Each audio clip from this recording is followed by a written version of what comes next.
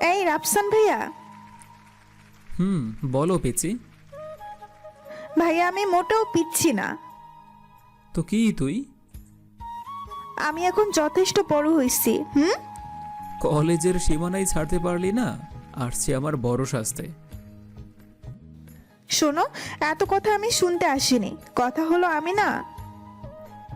আমি কি? আচ্ছা ভাইয়া, ফুফাতো ভাইকে তো বিয়ে করা চাই, তাই না? সব রকমের বোনকেই করা যায়, শুধু নিজের আপন বোন ছাড়া। কিন্তু কেন? তোর মাথায় বিয়ের ভূত কে চাপিয়েছে? আমি তোমার বউ হতে চাই বলেই আমি দৌড়ে সেখান থেকে চলে আসি। কি বললি? আর পালাচ্ছিস কেন? নানা নানি ছোটবেলা থেকেই আমার আর মেঘার বিয়ে ঠিক করে রেখেছে, কিন্তু মেঘা সেটা জানে না। কারণটা আমি। সবাই মেঘাকে বলে দিতে চেয়েছিল, কিন্তু আমি বলিনি। মেঘাকে সারপ্রাইজ দিব বলে। কারণ মেঘার আচরণে আগেই বুঝে নিয়েছি মেঘা আমার প্রতি দুর্বল। তো চলুন পরিচয়টা দিয়ে নেই। আমি রাফসান, আর অতক্ষণ যার সাথে কথা হলো সে হচ্ছে আমার মামাতো বোন মেঘা জান্নাত। সবাই তাকে মেঘা বলেই ডাকে। আমার আব্বু আম্মু না থাকায় আমি নানু বাড়িতে থেকেই লেখাপড়া করি। মামা মামি আমাকে নিজের ছেলের মতোই ভালোবাসে। আর ভালোবাসবেই বা না কেন, হবু জামাই বলে কথা। ভার্সিটিতে যাচ্ছি, এমন সময় মেঘা এসে বায়না ধরলো তাকে নাকি কলেজে পৌঁছে দিতে হবে। কি আর করব, হবু বউকে নিয়ে চলে যাই তার কলেজে। মেঘার কলেজ গেটে মেঘাকে নামিয়ে দিতে গিয়ে মেঘার বান্ধবীর কাছে লজ্জা পেয়ে আসি। কি রে মেঘা, এটা কি সেই ভাইয়া যাকে ভালোবাসিস? শুধু ভালোবাসি না, আমরা বিয়ে করছি, তাই না বাবুটা? বলেই আমি রাফসান ভাইয়ার দিকে তাকাই। বুঝতে চেষ্টা করি রাফসান ভাইয়ার কেমন রিয়াক্ট হয়। কিন্তু এ কি, রাফসান ভাইয়া তো লজ্জায় লাল রাঙা হয়ে দাঁড়িয়ে আছে। কি বিয়ে করলি আর আমাদের বললি না? বলবো এক সময়। আচ্ছা বাবুটা আমাকে কলেজ থেকে নিয়ে যাবে আবার কেমন? বলেই রাফসান ভাইয়াকে একটা কিস করে চলে যাই। যেহেতু এখানে অনেক মানুষ, তাই কিছু বলতেও পারবে না, তাই নিজেরটা নিজেই পূরণ করে নিলাম। সেখানেই এক বস্তা লজ্জা পেয়ে চলে আসলাম ভার্সিটিতে। না, এই মেঘার বাচ্চাকে কিছু একটা বলতেই হবে, না হলে ও যেই পরিমাণ বেড়েই চলেছে তাতে কিছুদিন পর অনেক কিছু হয়ে যেতে পারে। ভার্সিটির ক্লাস শেষে বাসার দিকে যাচ্ছি। মেঘার কলেজের সামনে দেখি মেঘা ও তার বান্ধবীদেরকে কিছু বাজে পোলাপান ডিস্টার্ব করছে। তাতে দেখে আমার মাথা গরম হয়ে যায়, তাই বাইকের স্পিড একটু বাড়িয়ে একদম মেঘার সামনে গিয়ে ব্রেক চাপি। আমার বাইকের শব্দে ছেলেগুলো আমার দিকে তাকায়। আমি মেঘাকে সহ তার বান্ধবীকে বাইকে উঠিয়ে নিয়ে সেখান থেকে চলে আসি। বাসায় এসে রুমে শুয়ে আছি, এমন সময় মেঘা আমার রুমে ঢুকছে। তাকে দেখে আমি উঠে বসি। কিরে আপু, কিছু বলবি? তোকে কতবার বলছি না আপু বলবি না? আমি কি তোর বড় নাকি? আর আমি না তোমাকে ভালোবাসি? তুমি কেন বোঝো না? দেখ মেঘা, মামা মামি আমাকে বিশ্বাস করে এখানে থাকতে দিয়েছে। আমি সেই বিশ্বাস ভেঙে দিতে পারবো না। যারা আমাকে খাওয়াচ্ছে পড়াচ্ছে তাদের সাথে বেইমানি আমি করতে পারবো না। তাই আমাকে প্লিজ ক্ষমা করে দে। যদিও আমাদের বিয়ে ঠিক করা সেই ছোটবেলা থেকে, শুধু মেঘা কি বলে সেটা শোনার জন্য এরকম বলা। আপনার আবার বলে দিয়েন না কিন্তু। ও, এই ব্যাপার। আজকেই আম্মুকে বলছি। মেঘা, না মামিকে কিছু বলিস না। এখন তো মামি সব সত্যি বলে দিবে, তাহলে তো আমার জীবনটা শেষ এখন থেকেই। কিছু সময় পর। এই রাফসানের বাচ্চা, তুই কই গেলি? আমি জানি যে মেঘা মামির কাছ থেকে এখন সব কিছু শুনে নেবে, তাই ভয়ে বাথরুমে পালিয়েছি। কারণ আমাকে এখন পেলে আমাকে নির্ঘাত মারবে। কই গেলা গো স্বামীটা? কি হইছে, চেঁচাচ্ছিস কেন? বাথরুমে আমি। তুমি কি একটু বাথরুম থেকে বের হবা গো? আমার কাজ শেষ হলে বের হব। আর কি দরকার বল। আচ্ছা আমি অপেক্ষা করি, তুমি বের হলেই বলবো। মেঘা, তুই এখান থেকে চলে যা, আমি বাথরুমে কাপড় নিয়ে আসিনি। কি? তাহলে তো আরো বেশি করে থাকতে হবে।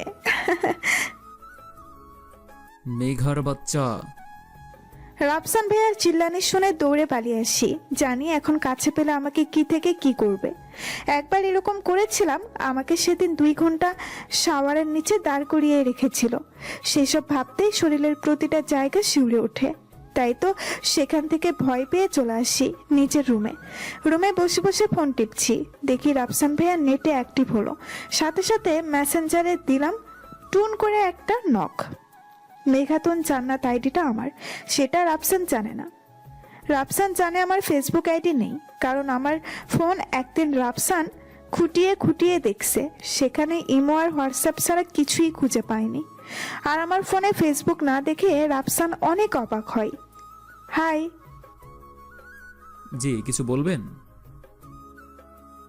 কেমন আছেন আপনি? জি আলহামদুলিল্লাহ। আপনি কে? হয়তো কাছের কেউ। মানে? মানেই আচ্ছা, আপনার গার্লফ্রেন্ড আছে? সেটা আপনাকে কেন বলবো? আরে বলুন তো, মনে করুন। যদি থাকে তো ভালো, না থাকলে আরো। না থাকলে কি আর হ্যাঁ হ্যাঁ ফাজলামো করেন আমার সাথে? ব্লক খেতে ইচ্ছা করছে বুঝি? ব্লক করলে আপনার মামাতো বোনকে কিডন্যাপ করে নিয়ে যাব। নিজেই কিডন্যাপ করব ভাবতেই অবাক লাগে। আরে আপনারা বুঝেন না কেন? আমি তো রাফসান পাগলটার সাথে মজা করছি।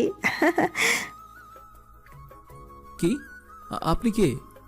প্লিজ মেঘার কিছু করবেন না। আমি আপনাকে ব্লক করব না। আপনি যা বলবেন তাই করব, তাও মেঘাকে কিছু করার চিন্তাও করবেন না। কেন? আমি কি তোমার? লিখেও কমেন্ট করলাম না, কেটে দিয়ে নতুন করে লিখলাম আপনার মামাতো বোন কে, যার জন্য সব করতে পারবেন। ও আমার সব কিছু, ওই আমার পুরোটা জোরে রয়ে আছে। আমার জীবনের প্রতিটা অংশে যে মিশে আছে সেটা মেঘা, শুধুই মেঘা। যাকে আমি কল্পনায় বেঁধেছি ঘর, যাকে বেঁধেছি এই মনের ছোটবেলায়, তার যদি কিছু হয় আমি যে বাঁচবো না। আমি তাকে অনেক অনেক ভালোবাসি। তাই দয়া করে প্লিজ আপনি যা বলবেন আমি তাই করব। তবুও মেঘাকে কিছু বললেন না। রাফসানের কথা শুনে আমি মিটিমিটি হেসেই চলছি। আমি তার উত্তর সিন করে কথা বলার ভাষা হারিয়ে ফেলছি। কি বলবো আর কি বা বলা উচিত এখন তা অজানা। তাই নেট অফ করে শুয়ে শুয়ে কুলবালিশ নিয়ে হাসতেছি। কুলবালিশকে রাফসান বানিয়ে আপনারা আবার কিছু ভাইবেন না। তারপর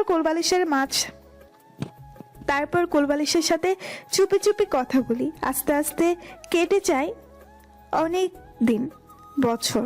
এর মাঝে রাফসান একটা জব পেয়ে যায়, আর আমিও ইন্টার পরীক্ষার পরে বাসায় বসে রয়েছি। অফিস শেষে বাসায় আসতেছিলাম, হঠাৎ করেই ছোটবেলার বান্ধবী নীলা সামনে পড়ে যায়।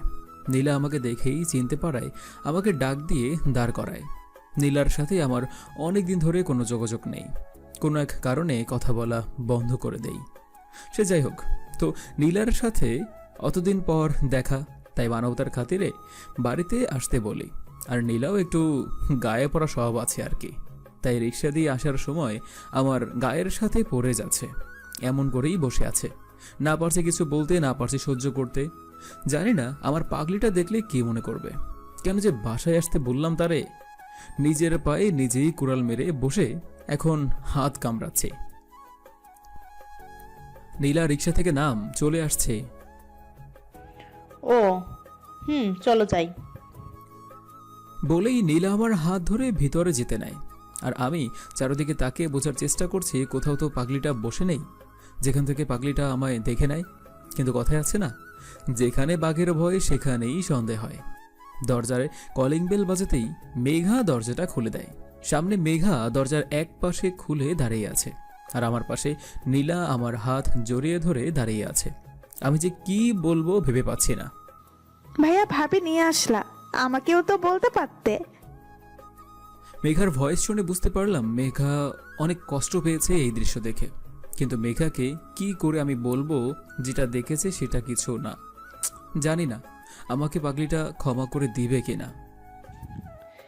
রাফসান, তোমার তো আর কোনো বোন ছিল না, তাহলে এটাকে তোমাকে ভাইয়া বলে ডাকছে? ও আমার বোন। আমি তার মামাতো বোন। আপু আসো, ভেতরে আসো, তোমাদের দুজনকে নাস্তা দেই। বলেই আমি রাফসানের সাথে আসা মেয়েটিকে হাত ধরে টেনে নিয়ে সোফাতে বসিয়ে তার জন্য নাস্তা নিয়ে আসি।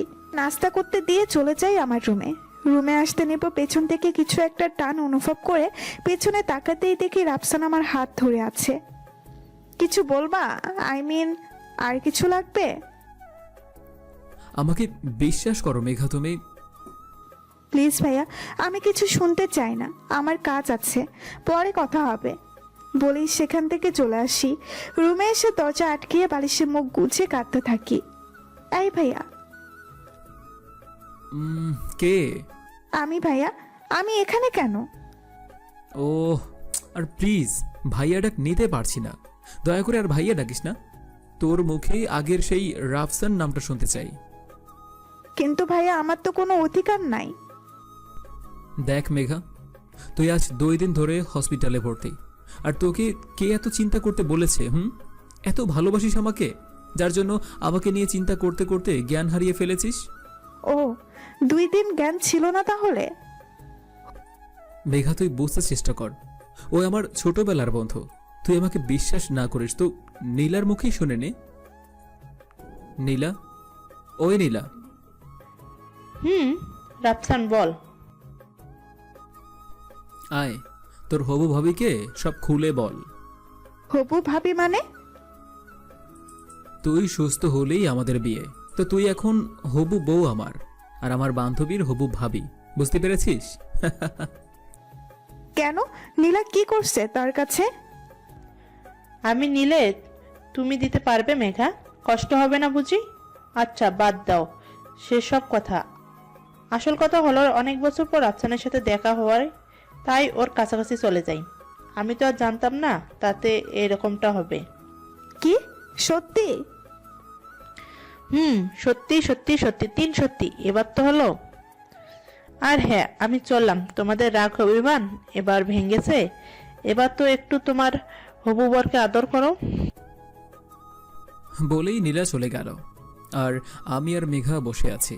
আমি উঠে চলে আসতে নেব, তখন আমি হাত টেনে ধরে বলতে শুরু করলাম, আমি ভালোবাসি আমার পাগলি মেঘাতুল জান্নাতকে, আমি ভালোবাসি আমার মামাতো বউটাকে। আই লাভ ইউ মেঘাতুল জান্নাত। তুমি কি করে জানলে এটা মেঘাতুন জান্নাত আইডিটা আমি? তোমার সাথে পথ চলা অনেকটুকু বছর, হয়তো সেটা ভালোবাসার রূপে না হলেও একদম কাছে থেকে সব সময় যার অঙ্গভঙ্গি দেখে দেখে প্রেমে পড়েছি, তার কথা বলার স্টাইল কি পারি না আমি রপ্ত করিতে? আমি বুঝতে পারি না তাকে যে আমার ভালোবাসার কথা শুনতে মিথ্যা পরিচয় দিয়ে কথা বলে। কি তুমি জানতে তাহলে বলনি কেন আমাকে? আমি কেন বলবো? তুমি আমাকে ট্রাই করছো, আমিও সেরকমভাবে কথা বলছি। হারামি কুত্তা বানর, তোর জীবনেও বিয়ে হবে না দেখিনিস। হাই আল্লাহ, কি বললাম? রাফসানের যদি বিয়ে না হয় তো আমারও হবে না। তাহলে আমি কিভাবে রাফসানের বউ হব? আমি কথা বলার মাঝেই হঠাৎ করে থেমে যাওয়ায় রাফসান হাসতে শুরু করে দেয়। এই, একদম হাসবি না বলে দিলাম, যদি হাসিস তো দাঁত সব ভেঙে দিব। আমার দাঁত ভেঙে দিলে তো লোকে বলবে দাঁত ছাড়া জামাইয়ের বউ, তখন তুমিই লজ্জা পাবে। তখন কি করবে? রাফসান। না, মেঘার মতিগতি ভালো লাগছে না, কেমন যেন অন্যরকম ব্যবহার করছে, তাই মেঘাকে ছেড়ে দিয়ে উঠে বাইরে চলে যাই। ও, আপনাদের তো বলাই হয়নি, এর মাঝে মেঘাকে নিয়ে বাসায় চলে আসি। তারপর বাইরে আড্ডা দিয়ে বাসায় ঢুকলেই মামি ডেকে নিয়ে তাদের রুমে নিয়ে যায়। তারপর আর কিছুদিন পরে আমাদের বিয়ে হয়ে যায়। ও সরি, আপনাদের দাওয়াত দিতে ভুলে গিয়েছি। আপনাদের নতুন করে আবার দাওয়াত দেব না, যখন আমাদের ছেলে মেয়ে হবে তাদের দিব তখন। হ্যাঁ, মনে করে আইসেন কিন্তু। বিয়ের সব কাজ শেষ করে মেঘাকে আমার রুমে নিয়ে যাওয়া হয়, আর নীলা নিজের হাতে আমার বাসর ঘর সাজিয়ে দিয়েছে। নীলা অনেক সুন্দর করেই সাজাতে পারে আর কি, তাই আমিই নীলাকে বলি, আর নীলাও রাজি হয়ে যায়। আচ্ছা যাই হোক, বাসর ঘরে বউ বসে আছে। বন্ধুদের সাথে আড্ডা দেওয়ার পর দেখি যে ঘড়িতে রাত বাজে 11টার মতো, তাই আর দেরি না করে বাসর ঘরের দিকে ঢুকেছি। এমন সময় নীলা এসে হাজির। কিরে, বাসর ঘর সাজালাম তার জন্য সালামি কই? তুই যে আমার বাসর ঘর সাজাইলি তার জন্য আমাকে তো দিতে পারিস সালামি, তা না করে আমার কাছে চাচ্ছিস, লজ্জা করে না? এত কথা বলতে পারবো না। তুই এত কথা কোথায় পাস? আসল কথায় আসি।